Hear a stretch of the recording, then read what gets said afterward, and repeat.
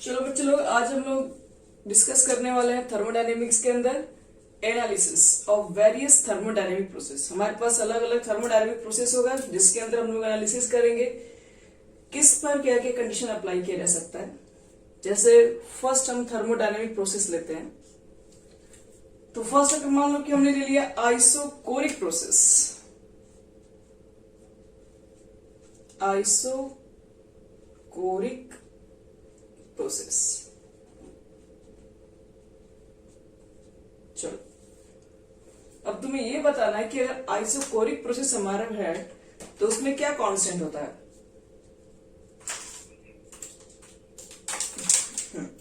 तो आइसोकोरिक के अंदर याद रखना है कि वॉल्यूम हमेशा कांस्टेंट होगा। Volume constant through out the process. पूरे प्रोसेस के अंदर वॉल्यूम को कांस्टेंट रखा जाता है। अगर वॉल्यूम कांस्टेंट है तो बताओ तो डीवी कितना होगा, मतलब चेंज इन वॉल्यूम कितना होगा। इनिशियल भी सेम, फाइनल भी वही रह जाएगा, तो डीवी आपका 0 हो जाएगा। अगर डीवी 0 हो गया तो हमें तो पता है work done is equal to हम लोग लिखते हैं माइनस पी डीवी, और यह V1 V2 लगाते हैं, और V1 V2 में अगर सेम हो जाए, जैसे मान लो हम लिखते हैं ना कि V1 से V2, और अगर वॉल्यूम ही 0 हो गया तो डीवी का मान 0 हो गया, तो वर्क डन कितना लिखोगे। तो याद रखना आइसोकोरिक प्रोसेस के लिए डीवी 0 होता है, और सिर्फ डीवी नहीं 0 होता है, यहां पर वर्क डन भी 0 हो जाएगा। अब देखो इसमें और क्या कंडीशन अप्लाई कर सकते हैं। For first law of thermodynamics, first law of thermodynamics, बताओ तो क्या इसका एक्सप्रेशन था। फर्स्ट लॉ थर्मोडायनेमिक्स का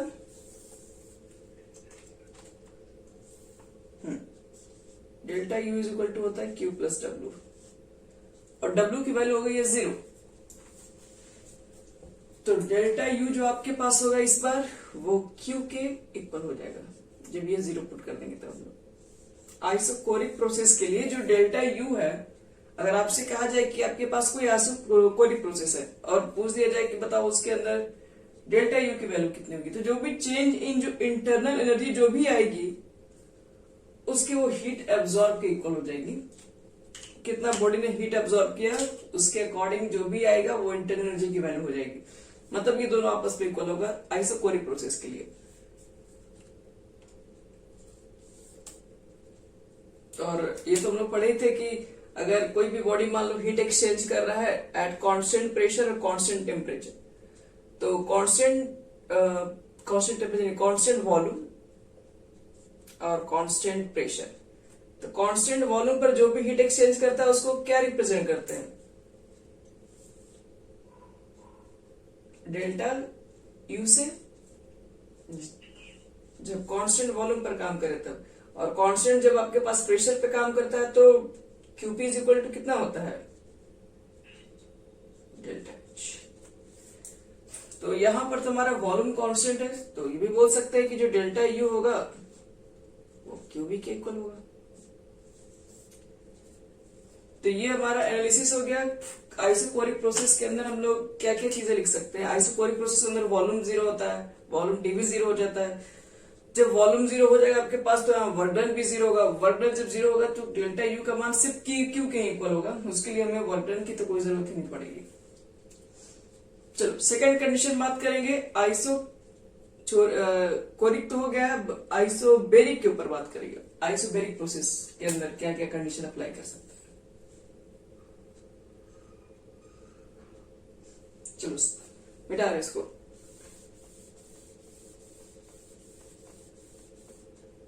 सेकेंड को बच्चे लोग, सेकेंड आपके पास रहेगा आइसोबेरिक प्रोसेस।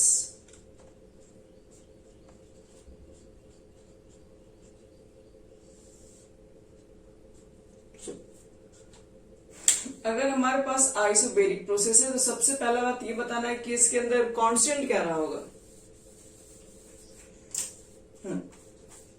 तो यहां पर हम लिख दे रहे हैं जो आपके पास P है वो कांस्टेंट है पूरा। Through out the process. Pressure को कांस्टेंट रखा जाएगा हमेशा।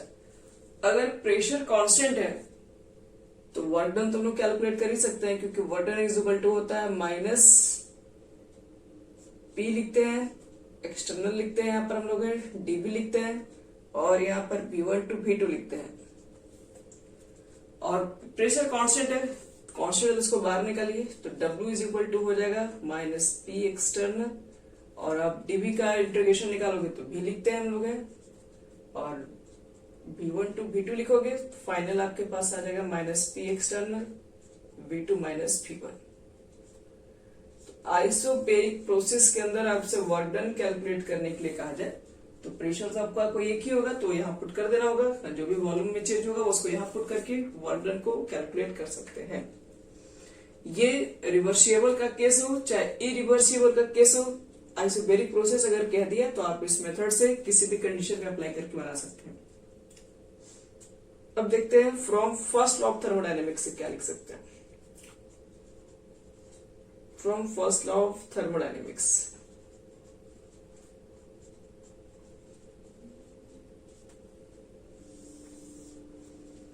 देखो फर्स्ट लॉ ऑफ थर्मोडायनेमिक्स से हमें पता है कि delta U is equal to होता है क्यू प्लस डब्ल्यू, और heat exchange at constant pressure है यहाँ पर आपके पास है। ठीक है, तो डेल्टा यू लिखो, क्यू लिखो, डब्ल्यू का वैल्यू पुट कर सकते हो, तो माइनस पी एक्सटर्नल, और ये V2 माइनस V1 को डेल्टा V भी लिखा जा सकता है, और heat change at constant pressure को डेल्टा एच भी कहते हैं, तो इसके लिए हम डेल्टा एच भी यूज कर सकते हैं। Delta U is equal to delta H minus P external delta V।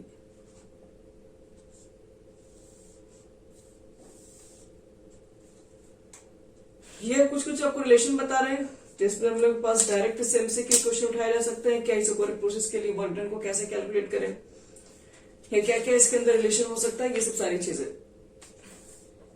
और इसके लिए हम लोग पीवी ग्राफ भी ले सकते हैं। चलो अब जो बताने जा रहे हैं इसी के अंदर एक इंपॉर्टेंट बात, इसको मिटा रहे बच्चे लोग पूरा। हाँ नीचे क्या ये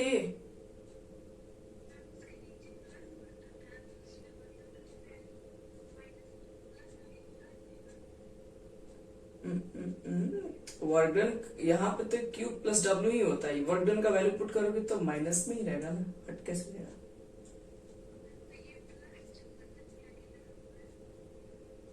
तो वो तो फॉर्मूला था यहाँ पे, फॉर्मूला पढ़े थे ना, क्यू प्लस डब्ल्यू, डब्ल्यू का तो मान यहाँ प्लस में ही है ना, ये तो मान प्लस में ही है, प्लस है ना मान हम यहाँ पुट कर रहे हैं ना।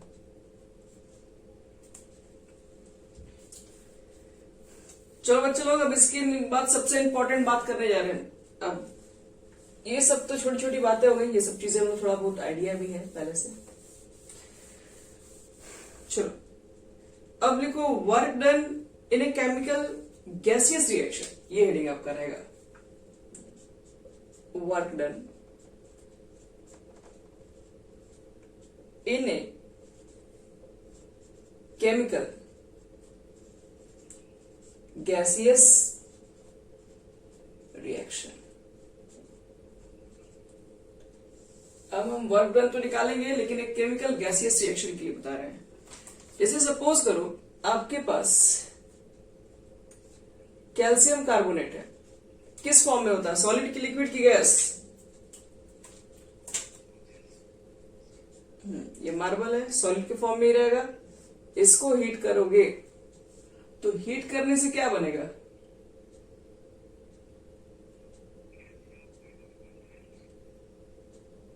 हाँ वेरी गुड। अगर हम इसको हीट करेंगे तो कैल्शियम ऑक्साइड CO ब्रैकेट में सॉलिड और CO2 लिखेंगे और ब्रैकेट में गैस लिखेंगे। ये दो चीजों को हम लोग लिख सकते हैं। एक मिनट रुक जाओ,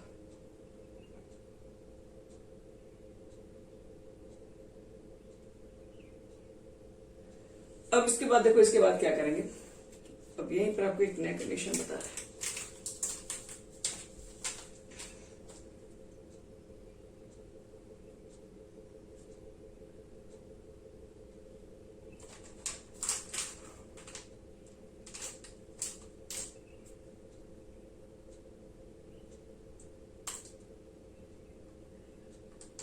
चलिए, अगर मान लीजिए आपके पास, हम लोग चलो कैलकुलेट कर रहे हैं work done in a chemical gaseous reaction. आपके पास मान लो कि एक रिएक्शन हो रहा है, आप किसी कंटेनर में कहीं आप एक रिएक्शन करा रहे हैं, इस पे आपने कैल्शियम कार्बोनेट का लिया हुआ पीसेस और उसको हीट कर रहे हो, तो calcium oxide plus CO2 gases बाहर निकलती होंगी। सपोज कीजिए इन ओपन कंटेनर, अगर हमारे पास ओपन कंटेनर है या फिर और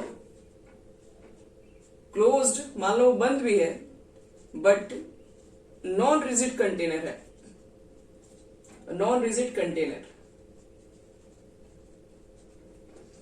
या तो आपके पास ओपन कंटेनर है या तो वो बंद है लेकिन नॉन रिजिड, कोई ज्यादा हार्ड नहीं है, थोड़ा सा भी गैसेज आएगा वो बाहर निकल जाएगा, इस तरह से बंद किया गया है। तो वहां पर आपको क्या करना है कि जो P एक्सटर्नल प्रेशर होगा वहां पर चुपचाप 1 लिख देना है, 1 ATM। समझो, एक चीज में समझा रहे हैं। जैसे सपोज करो कि आपने लिया था एक कंटेनर, इस कंटेनर में आपके पास CaCO3 था, जिसको हीट करके आपने बनाया CaO और प्लस CO2। तो यहां पर देखो, अगर क्वेश्चन में अगर कहीं ओपन कंटेनर लिखा है तो वहां वर्क डन जो होगा, वर्क डन के अंदर जो भी आपके पास हो रहा होगा 1 ATM प्रेशर जो आप लिख दीजिए वहां पे। अगर क्लोज रिजिड कंटेनर है या ओपन है, मतलब क्या यहां पर है, क्योंकि आप जानते हैं कि CaCO3 से तो वर्क डन नहीं होने वाला, CaO से वर्क डन नहीं होने वाला। वर्क डन जो होगा, जो भी वहां पर चेंज इन जो वॉल्यूम होगा वो CaCO3 की वजह से थोड़ी ना होगा। कैल्शियम कार्बोनेट तो सॉलिड है, वो क्या चेंज करेगा, वो वॉल्यूम जहां पर है वहीं पर पहले जितना था उसका वही रहेगा, सेम वॉल्यूम। थोड़ा बहुत मान के चलो कि कुछ भी चेंजिंग आएगा, तो वो चेंजिंग हम लोग गैस के कंपेरिजन में लगभग ना के बराबर ही मान लेते हैं। कैल्शियम जो ऑक्साइड जो आपके पास दिख रहा है, कैल्शियम ऑक्साइड भी एक सॉलिड ही है। तो ये जो भी आपके पास वर्क डन जो होगा वो तो गैसेस की वजह से ही होगा। और गैसेस क्या होगी आपके पास, अगर ओपन कंटेनर या फिर close rigid container, non rigid container है, तो यहां से गैसेस मॉलिक्यूल्स बाहर निकलना स्टार्ट होगा इसके अंदर से। और आप जानते हैं कि अगर आपके पास ओपन कंटेनर है तो यहां पर एटमॉस्फेरिक प्रेशर भी होगा, एटमॉस्फेरिक प्रेशर। तो कभी भी अगर एटमॉस्फेरिक प्रेशर अगर डायरेक्ट लग रहा होगा या फिर आपके पास डायरेक्टली लिखा है नॉन रिजिड कंटेनर, तो उस कंडीशन में याद रखना कि आपको प्रेशर अगर नहीं भी दिया रहे, क्योंकि वर्क डन अगर कैलकुलेट कर रहा होगा तो कांस्टेंट प्रेशर जो ऊपर अपने ऊपर जो उसको एक्सटर्नल प्रेशर जो अप्लाई हो रहा है, जो प्रेशर उसको एटमॉस्फेयर से अप्लाई हो रहा है, वो तो प्रेशर लग ही रहा होगा ना। मानते हो प्रेशर कम है और हम लोग को पता नहीं चलता हमारे ऊपर कितना प्रेशर है, लेकिन कुछ तो प्रेशर होगा। ये गैसेस निकल रही होंगी तो थोड़ा बहुत तो उसके अकॉर्डिंग उसको मेहनत करना होगा, क्योंकि कुछ तो प्रेशर लग रहा होगा, थोड़ा सा वो धीरे धीरे होंगी। तो हम लोग बोल सकते हैं यहाँ पर है कि जब भी आपके पास ओपन कंटेनर मिले, चाहे नॉन रिजिड कंटेनर आपके पास अगर मिल जाए, तो उसके कंडीशन में आपको क्या करना पड़ेगा, उस कंडीशन में आपके पास जो भी वर्क डन होता है और वहां पर वर्क डन जो भी हो रहा है वो constant pressure, external pressure 1 ATM के वहां पर वैल्यू पुट करेंगे प्रेशर का। अगर याद रखना ध्यान से, अगर वर्क डन आपके पास एक तो गैसियस होना चाहिए, गैसेस के थ्रू ही वर्क डन होना चाहिए, और ओपन कंटेनर या non close non rigid container, ये दोनों कंडीशन लिख के दिया तब। तो इस कंडीशन में अगर मान लो कि मुझे वर्क डन को कैलकुलेट करना पड़ेगा, तब उसको कैसे निकालेंगे, जब ओपन कंटेनर हो या फिर क्लोज्ड नॉन रिजिड कंटेनर हो। तो चलो उसके लिए वर्क डन भी बता रहे कैसे फाइंड करेंगे हम लोग। तो मैं ऊपर से थोड़ा इसको बिठा दे रही हूं, समझना इसको जो भी बताने जा रहा हूं मैं। वर्क डन आप लोग लिखेंगे, वर्क डन जो होगा जिसको हम लोग बोलते हैं W से इंडिकेट करते हैं, माइनस P एक्सटर्नल, ऐसा तो आप लोग लिखोगे V2 माइनस V1। और आपके पास जो चेंज इन जो वॉल्यूम होगा, change in volume during reaction, change in volume during reaction को क्या लिखते हैं, Vp माइनस Vr, dV लिखते हो, volume of product minus volume of reactant लिखते हैं। तो लिख सकते हैं इसको, वॉल्यूम ऑफ प्रोडक्ट कहोगे तो प्रोडक्ट क्या आपकी जगह पर क्या है, volume of calcium oxide plus volume of CO2 और माइनस वॉल्यूम ऑफ CaCO3। अब कैल्शियम ऑक्साइड का वॉल्यूम आपके पास तो बताएं कि बहुत ज्यादा कोई चेंजिंग नहीं दिखेगा क्योंकि वो सॉलिड है। कैल्शियम कार्बोनेट की आपके पास बहुत वॉल्यूम में चेंजिंग नहीं दिखेगी। वॉल्यूम में जो चेंजिंग आएगी वो गैसेस की वजह से आएगी, और गैसेस की वजह से ही वॉल्यूम में जो ज्यादा चेंजिंग होगी। बाकी इसके कंपैरिजन में ये दोनों की वैल्यू इतना कम है कि इसको अगर हम ना भी लिखे तो कोई हमें खास फर्क पड़ने वाला नहीं है। तो इसका मतलब ये हुआ change in volume during reaction या ड्यूरिंग प्रोसेस जो भी है। तो देखो तो delta V is equal to क्या हो जाएगा, लिख देंगे shortcut, volume of CO2 gas की वजह से जो भी आएगा वही डेल्टा V वहां पे मानेंगे हम लोग। अगर ऐसे कंडीशन हुए जहां पर आपके पास रिएक्टेंट और प्रोडक्ट सब मिलाकर चेक करेंगे, कुछ गैसियस भी है कुछ सॉलिड भी है।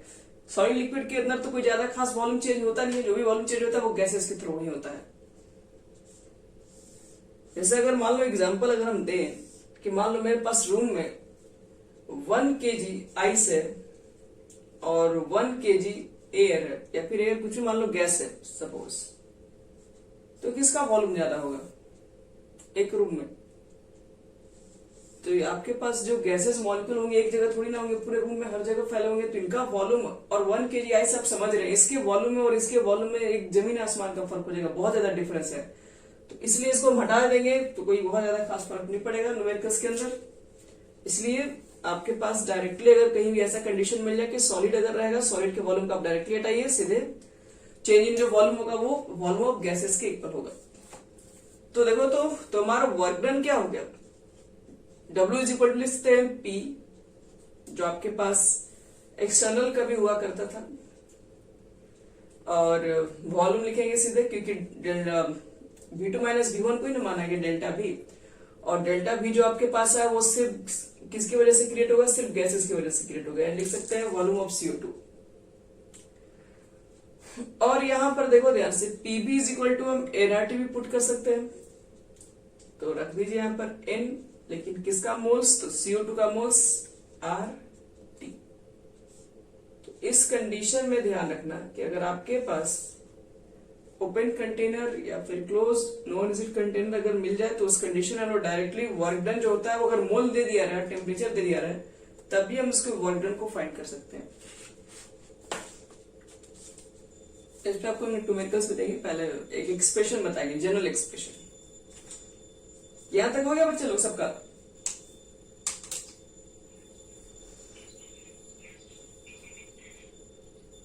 चलिए कोई बात नहीं, सब रिकॉर्डिंग हो रहा है। यहां पर देखो, for a homogeneous gaseous reaction, for a, अगर मान लो कि आपके पास होमोजेनियस भी है और गैसियस रिएक्शन भी है,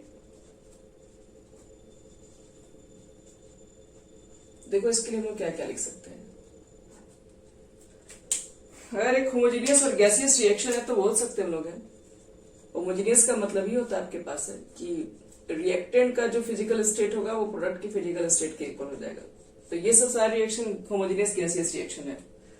तो यहाँ पर भी अगर मुझे वर्क डन को कैलकुलेट करना पड़ेगा तो P एक्सटर्नल आप लिखोगे और V2 माइनस V1 लिखोगे, और यहाँ पर जो वॉल्यूम में आएगा जो चेंजिंग वो तुम्हारा किसकी वजह से होगा, सब गैसेस की वजह से होगा।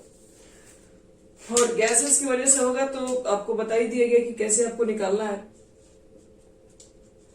ये एक्सटर्नल लिखो और V2 के बदले में क्या लिखना है, तो वॉल्यूम ऑफ प्रोडक्ट। अब वॉल्यूम प्रोडक्ट तो सिर्फ C के लिए है, तो यहाँ पर आप लिखोगे VC माइनस V1 का मतलब हो गया वॉल्यूम ऑफ रिएक्टेंट। रिएक्टेंट में आपके पास A भी है B भी है, दोनों गैसेस है, दोनों को काउंट करेंगे हम लोग, तो वॉल्यूम ऑफ A माइनस बाहर मल्टीप्लाई करोगे तो दोनों माइनस में ही हो जाएगा इस तरीके से। अब देखो W इज इक्वल टू हम तीनों में मल्टीप्लाई कर देना है,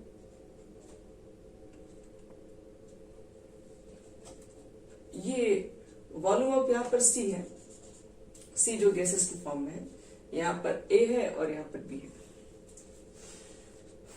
अब देखो बच्चों लोग क्या करेंगे, हम लोग P एक्सटर्नल हमारे पास है, उसमें हम सोच रहे हैं कि हम लोग तीनों से मल्टीप्लाई कर दिया जाए प्रेशर का। चलो करते रहे, P external VA, P external VB, और P इंटू B क्या हो जाएगा, PB is equal to nRT लिख सकते हैं हम लोग हैं। तो लिखो nRT लिख दो, और हम तो कहते हैं कि आप C गैसेस के लिए निकाल रहे हैं तो आप NCRT लिख दीजिए। यहां पर ए के लिए निकाल रहे हो तो NaRT लिख दो, यहां पर निकाल रहे हो तो NbRT लिख दो। बस अब इतना सारा लिखना ही है तो एक काम कर दीजिए ना, RT सब में कॉमन है, आप RT को निकाल दीजिए बाहर। और NC मतलब moles of reactant minus moles of product को डेल्टा NG भी तो हम लोग पीछे लिखते थे, gaseous moles of product minus gaseous moles of reactant को डेल्टा NG भी कहा जाता है। तो वर्क डन हम लिख सकते हैं माइनस डेल्टा NG RT भी लिखा जा सकता है, ध्यान रखना। चलो बच्चों इसको फटाफट नोट करो, 1 2 3। ये PV is equal to ideal gas equation, PV is equal to कितना होता है, NRT होता है, बोलो। तो ये हो गया हमारा PV, ठीक है, जिसकी जगह हम NRT पुट करने जा रहे हैं, NRT। लेकिन आप वॉल्यूम C के लिए निकाल रहे हो तो मोल्स भी यहाँ पे C का निकलेगा, वही चीज हमें लिखी है, PV is equal to NRT mole C के लिए, तो यहाँ पर वॉल्यूम A के लिए तो मोल C के लिए उसमें निकलेगा। हो गया बच्चे लोग यहां तक सबका? RT अगर हम कॉमन ले रहे हैं तो हम बता रहे हैं, तो क्या बच रहा है, NC बच रहा है माइनस Na बच रहा होगा माइनस NB बच रहा होगा, इतना बच रहा होगा ना। तो NC रखो, माइनस कॉमन ले लो तो क्या लिखोगी, Na प्लस NB लिखोगी। तो volume of product minus volume of volume कर रहे हैं, moles of product minus moles of N, तो मोल्स ही है ना, मोल्स ऑफ रिएक्टेंट, तो इसको हम लोग कहते हैं ना डेल्टा N।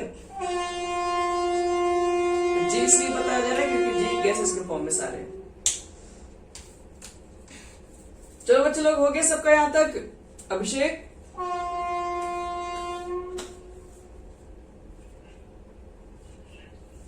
और जीतू तुम्हारा हो गया? जीतू चलो वेरी गुड, अब जीतू का स्पीड बढ़ गया है पहले से। चलो तो एक क्वेश्चन दे रहे हैं आप लोग, ठीक है, थोड़ा सा क्वेश्चन में मेहनत है, थोड़ा आप लोग ट्राई कीजिएगा उसको।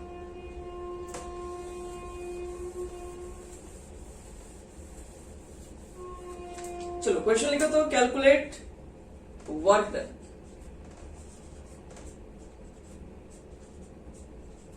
कैलकुलेट करना आपको है, क्या करना है कैलकुलेट, तो वर्क डन कैलकुलेट करना है।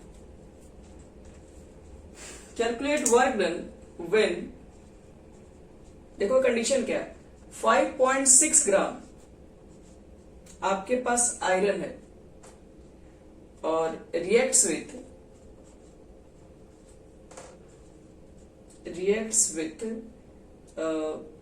HCl, ये सॉलिड होता है आयरन और HCl आपके पास एक्वस के फॉर्म में है एट 27 डिग्री सेल्सियस। चलिए, और ए में आपसे क्या कह रहा है, closed rigid container, closed rigid container. B तुम्हारा है इन एन ओपन कंटेनर, नहीं, दोनों कंडीशन में बनाना है। वर्क डन को कैलकुलेट करना है जब आपके पास 5.6 ग्राम आयरन को हम लोग क्या कर रहे हैं, रिएक्ट करा रहे हैं, किसके साथ, HCl के साथ 27 डिग्री सेल्सियस पर। फर्स्ट कंडीशन की हमने पहली बार जब इस रिएक्शन को करवाया तो एक तरीके से, पूरी तरीके से हार्ड रिजिड कंटेनर, मतलब ऊपर से जो भी है पूरी तरीके से पैक है। दूसरा आपके पास कह रहा है कि ओपन कंटेनर है। क्या लगता है फर्स्ट क्वेश्चन को बना दे? आओ देखो बना देना, थोड़ा सा क्वेश्चन डिफरेंट तरीके का। चलो इसको ध्यान समझना, इसको एक क्वेश्चन हमारा थोड़ा डेंजरस टाइप का क्वेश्चन है। देखो बच्चे लोग इसको कैसे हम लोग बनाएंगे। सबसे पहले तो आप ये देखिए, पहला कंडीशन दिया हुआ है कि क्लोज्ड है, रिजिड भी है कंटेनर। जो क्लोज किया गया कोई हैवी, कोई रिजिड कंटेनर के द्वारा किया गया, तो जाहिर सी बात है कि अब यहां पर वॉल्यूम जो होगा वो तो कांस्टेंट होगा। एक तो आप पूरी तरीके से ढक दिए और ढकने के बाद एकदम टाइटली पैक कर दिए। अब इस डब्बे को अगर हम लोग क्या करेंगे, पूरी टाइटली तरीके से पैक कर देंगे और इसके अंदर कुछ भी रिएक्शन हो रहा होगा तो वॉल्यूम थोड़ी ना अब इसमें बाहर निकलेगा, इसका तो वॉल्यूम तो कांस्टेंट हो गया पूरी तरीके से। अब इसको पूरी तरीके से ढक दोगे तो वॉल्यूम हो गया कांस्टेंट। अगर वॉल्यूम हो गया कांस्टेंट तो डेल्टा भी कितना हो जाएगा, 0। तो वर्क डन कितना लिखोगे इस कंडीशन में, डेल्टा भी 0 हो गया तो वर्क डन क्या होना चाहिए, 0, क्योंकि वॉल्यूम में चेंज ही नहीं आएगा। चलो पहला हो गया आंसर, खत्म। बात करते हैं सेकंड नंबर का, इन एन ओपन कंटेनर। अब यहां पर देखो आपको लगाना है दिमाग, ओपन कंटेनर है तो दिमाग में सबसे पहले देखो तुम लोग क्या लगाओगे इसके अंदर। एक तो यहां पर आपके पास कोई वॉल्यूम तो कुछ भी, अच्छा अब ये, हाँ ठीक है प्रेशर कांस्टेंट है, लेकिन यहाँ पर क्वेश्चन में ऑलरेडी वॉल्यूम भी नहीं गिवन है। वॉल्यूम दिया रहता तो फिर हम तो निकाल ही देते हैं, पी एक्सटर्नल का वैल्यू 1 पुट कर दिए रहते, ओपन कंटेनर है तो, और V2 माइनस V1 लिखते। लेकिन दुख की बात यह है कि इस क्वेश्चन के अंदर में वॉल्यूम ही नहीं दिया हुआ है। फिर क्या करेंगे, कोई बात नहीं, वॉल्यूम नहीं दिया हुआ तो कम से कम ग्राम तो दिया हुआ है, तो ग्राम दिया हुआ तो हम लोग मोल भी निकाल सकते हैं, और मोल निकाल देते तो NRT वाला फॉर्मूला यूज कर लेंगे। लेकिन उसके लिए आपको पहले तो रिएक्शन करना पड़ेगा, क्योंकि आपको समझना पड़ेगा ना कि इसके अंदर कौन सी गैसेस है जिसकी वजह से ये वॉल्यूम जनरेट होगा। आयरन तो सॉलिड है, तो इसलिए पहले आप रिएक्शन को लिखिए। Fe लिखोगे सॉलिड है, HCl लिखोगे वो एक्वस है, बनता क्या है FeCl3, वो भी एक्वस में ही रहेगा। लेकिन पढ़े होगे तुम लोग 10th क्लास में, मेटल प्लस एसिड रिएक्शन करके क्या बनाता है, सॉल्ट प्लस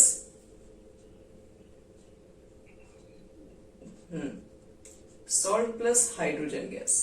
और यही जो गैस है जो कि पूरे वॉल्यूम को जनरेट करेगा, बढ़ा के रखेगा। इसी की वजह से वर्क डन कैलकुलेट जो होगा हम लोग करेंगे। पहले तो रिएक्शन को बैलेंस करना आपका काम है, क्योंकि मोल्स के सारे क्वेश्चन में रिएक्शन को बैलेंस करना पड़ता है। FeCl3 है तो 3 तो बनाना पड़ेगा यहाँ पे, और यहाँ पे 3 हाइड्रोजन है तो हाइड्रोजन को बैलेंस करने के लिए 3/2H2 तो लिखना पड़ेगा, ताकि 2 कट के आपके पास 3 हाइड्रोजन आ जाए। चलो, तो ये हमारा हो गया पूरी तरीके से एक रिएक्शन कंप्लीट। अब इस रिएक्शन में आपको मालूम करना है इस रिएक्शन के थ्रू वर्क डन कितना हो रहा है जब कंटेनर आपके पास ओपन होगा। तो हमें तो पता है वर्क डन कितना होना चाहिए, वर्क डन हम कैलकुलेट करेंगे तो वही लिखेंगे, माइनस P एक्सटर्नल और V2 माइनस V1। और V2 माइनस V1 सबको मालूम है कि जो भी निकल के यहाँ पर आएगा वो सिर्फ किसकी वजह से होगा, वो सिर्फ इसी की वजह से लिखेंगे, बाकी तो किसी की वजह से आपका वॉल्यूम बढ़ेगा भी नहीं। तो यहाँ पर डायरेक्टली लिख दे रहे हैं VH2 की वजह से। और PB इज इक्वल टू क्या लिखोगे, NRT भी लिख दोगे तो लिख दो N, लेकिन ये N मोल्स किसके लिखोगे, H2 के लिखोगे। R भी लिख देना, T भी लिख देना। यहां तक सब नोट कर लिए, फिर ऊपर से मिटाना पड़ेगा हमें।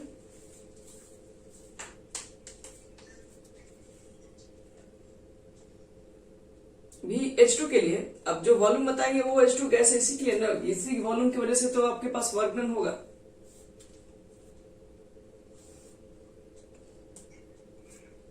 हाँ बोलो, चेंज इन वॉल्यूम होता है तो आप तो निकालोगे ना, चेंज इन वॉल्यूम क्या लिखोगे, DV, volume of product minus volume of reactant लिखिएगा। तो वॉल्यूम ऑफ प्रोडक्ट में तो आप ये लिखोगे या फिर ये दोनों इधर। तो ये सॉलिड का तो बताएं कि वॉल्यूम में कोई चेंजिंग नेग्लेक्ट हो जाएगा सब कुछ। एक्वस भी है, वाटर के अंदर भी बहुत ज्यादा चेंजिंग नहीं आता है, तो सिर्फ इसी की वजह से नहीं आएगा चेंजिंग। बोलो,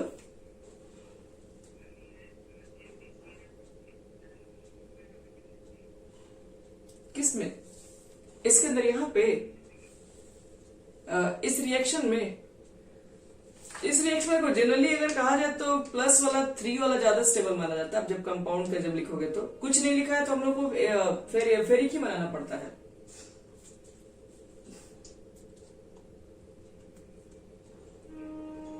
जब कोई कंडीशन ही नहीं दिया रहेगा तो सबसे पहले फेरिक ही बनाना, नहीं तो आप पर क्वेश्चन में बोल के पूछ देगा। देखो बच्चे लोग, अब इसके बाद क्या करेंगे, तो अगर कुछ नहीं दिया तो आपको दोनों ही कंडीशन में रख के आप चेक कर सकते हैं। मान लो कि अगर आप 3 से निकाले आपका आंसर अगर ना मिले तो उस समय फिर 2 से भी निकाल देना, अगर ऐसा कभी होगा तब। देखो इसके बाद क्या करना होगा, आपको मोल्स निकालना पड़ेगा। हाइड्रोजन के मोल्स कैसे निकालोगे? हाइड्रोजन के मोल्स निकालना है, ग्राम दिया हुआ आयरन का। देखो ये तो बहुत नाइंसाफी हो गया। फिर अब कैसे काम करोगे? फिर अब लगाएंगे हम लोग स्टोइकियोमेट्रिक लगाएंगे, क्योंकि हमें चाहिए था हाइड्रोजन गैस का मोल और दे दिया है क्या, आयरन का मोल। आयरन का मोल लेके हम लोग क्या करने वाले हैं, तो इतना डायरेक्टली रिएक्शन बनने वाला नहीं है। अब देखो क्या करेंगे, एक बार रिएक्शन को फिर से ऊपर लिख दे रहे हैं और नीचे से मिटा रहे हैं सब। FeCl3 हो गया हमारे पास ये, और प्लस ये भी एक्वस के फॉर्म में है, लिख नहीं रहे, समझ लीजिएगा। और 3/2 H2 हमारा मेन टारगेट तो इसी के ऊपर है सब। चलो अब समझने का कोशिश करो। हमारे पास इस फॉर्मूला में R मिल जाएगा, T मिल जाएगा, सब कुछ मिल जाएगा, लेकिन मोल्स ऑफ हाइड्रोजन नहीं दिया हुआ, मोल्स इसका दिया हुआ है। ठीक है, अब यहां से देखो, यहां से देखो क्या लिख सकते हो। हम बोल सकते हैं ना कि इसका स्टोइकियोमेट्रिक कोएफिशिएंट क्या है, कुछ नहीं है तो 1 मोल्स है। तो लिख सकते हैं कि 1 मोल्स आपके पास आयरन है, 1 मोल्स आयरन 3 मोल HCl से रिएक्ट करके, 1 मोल आयरन 3 मोल HCl से रिएक्ट करके 1 मोल फेरिक क्लोराइड बना रहा है और 3/2 मोल हाइड्रोजन गैस बना रहा है। मतलब 1 मोल से ये कितना मोल फॉर्म हो रहा है hydrogen gas, 3/2 moles of H2 gas form हो रहा है, बोल सकते हैं। तो बताओ आपके पास आयरन के कितने मोल्स अभी है? आयरन का तो वेट हमारे पास है, मोल्स निकाल लोगे? तो मोल्स इज इक्वल टू क्या होता है, गिवन मास बटे में क्या लिखोगे, मोलर मास। आयरन का मोलर मास कितना होता है, 56 ही होता है। तो यहाँ 10 लिखोगे, कट गया यहाँ पे 0.1, यानी कि बोल सकते हैं कि 1 से ये बन रहा है 3, मतलब अगर 1 मोल मेरे पास आयरन रहेगा तो उससे 3/2 मोल H2 गैस बाहर निकल रहा होगा। तो यही अगर आपके पास 0 पॉइंट, क्योंकि हमारे पास जो मोल्स इसको दिखा देंगे कन्वर्ट करके 0.1 मोल्स हमारे पास आयरन है, तो 0.1 मोल आयरन फॉर्म्स क्या लिखोगे, 3/2 इंटू 0.1 H2 गैस। तो कितना हो जाएगा ये फाइनली, तो ये हमारा हो गया 10, यानी 3/20 H2 गैस और क्या, मोल्स ऑफ H2 गैस। चलो मोल्स तो निकल गया हमारे पास। अब मोल्स निकल गया तो अब क्या करेंगे हम लोग, बस वर्क डन तुरंत कैलकुलेट कर देंगे। मिटा दे इसको, यहीं से लिख दे रहे। वर्क डन निकालोगे तो -n था, H2 था, RT था। चलो n की वैल्यू पुट कर दो तो 3/20 हो गया। R की वैल्यू कितना रखना है, तो देखिए R की जो वैल्यू है आपके पास, मान लो इस क्वेश्चन में हमारे पास R की जो वैल्यू है कैलोरी में गिवन है, तो R की वैल्यू कैलोरी में कितना होता है याद है, अप्रोक्स 1.98। R की वैल्यू कैलोरी में 2 होता है शायद है, देखो तो ये हम लोग R की वैल्यू मान लो 2 पुट कर दे रहे हैं, वो दिया रहेगा आपको R के लिए। और टेम्परेचर आपके पास है 27, ऐड कर दीजिए उसके अंदर 273, तो फाइनल हो जाएगा ये 300। ये कट जाएगा तुम्हारा 10 बार में और ये कट जाएगा 1 बार में, -90 कैलोरी।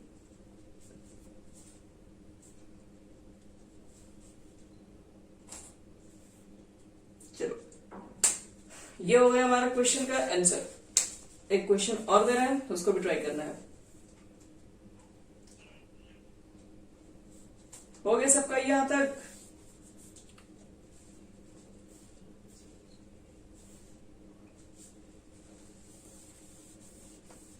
तो नेक्स्ट क्वेश्चन की ओर हम लोग अब बढ़ेंगे। चलो अगला क्वेश्चन लिखो सब लोग।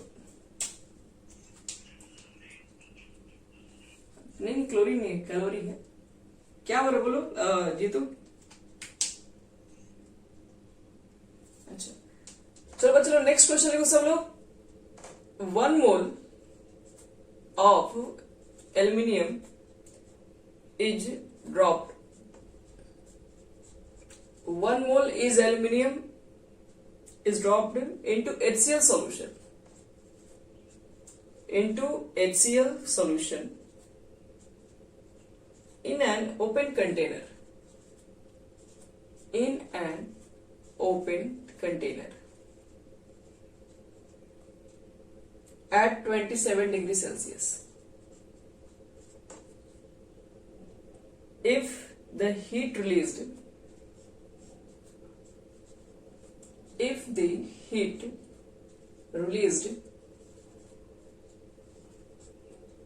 if the heat released in the process is, in the process is 95 calorie, then calculate,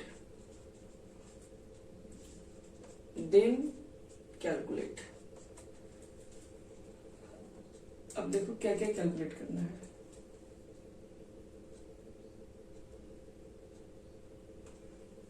first Q, W, delta V and delta H।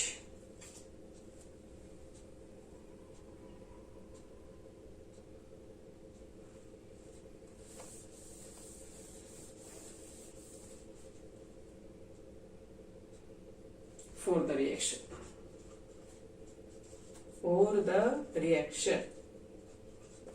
चलो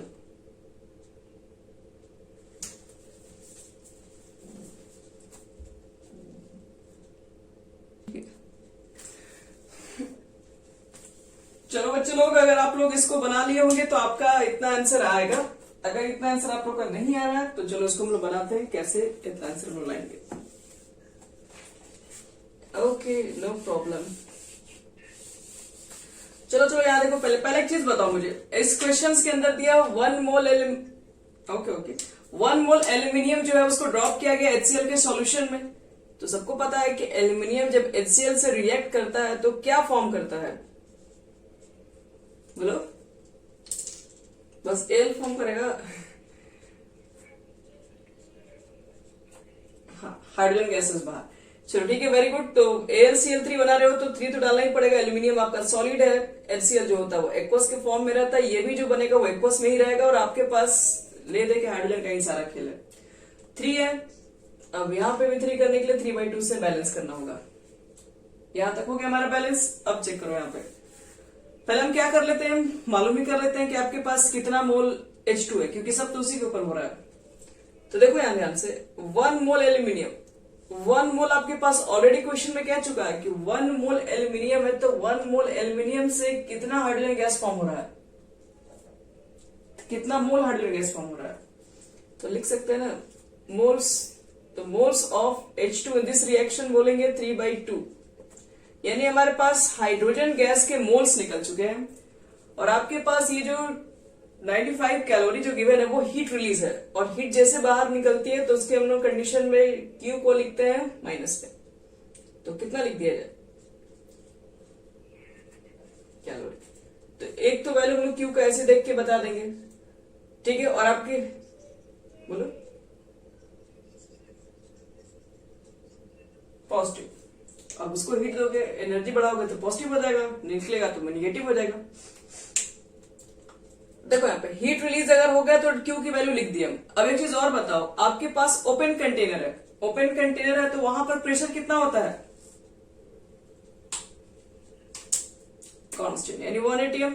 तो कांस्टेंट प्रेशर पे जो भी हीट रिलीज होता है या एब्जॉर्ब होता है उसी को तो डेल्टा H कहते हैं।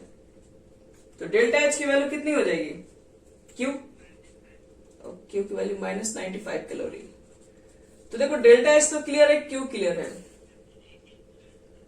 डेल्टा H का देखो डेफिनेशन बता रही हूं मैं, आपके पास डेल्टा H की डेफिनेशन कही गई है कि आपके पास हीट रिलीज या फिर एब्जॉर्ब एट कांस्टेंट प्रेशर। अगर आपके पास ओपन कंटेनर है तो बताएं कि ओपन कंटेनर के अंदर जो भी होता है वर्क डन वो एटमॉस्फेरिक प्रेशर के अगेंस्ट में किया जाता है वर्क डन।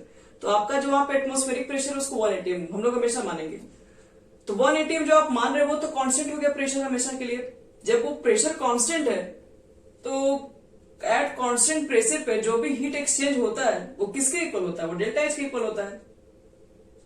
तो तय क्या ना कि कांस्टेंट अगर मान लो कि मेरे पास प्रेशर रहेगा तो कांस्टेंट प्रेशर पर जो भी हीट में एक्सचेंज आएगा वो तुम्हारे पास डेल्टा एच, और डेल्टा एच बताओ कि इसमें किसके इक्वल यहाँ पर है, क्यू के इक्वल यहाँ पर कितना हीट आपके पास दिया हुआ है -95, तो वही हो जाएगा।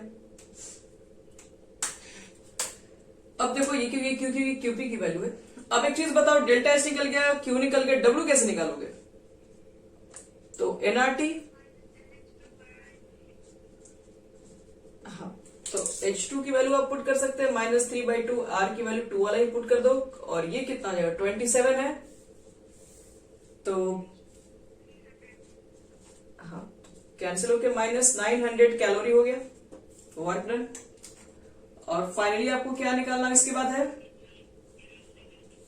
हाँ अब मुझे बताओ लास्ट आपके पास डेल्टा यू निकालना है, तो फर्स्ट लॉ थर्मोडायनेमिक्स से क्या लिखते हो?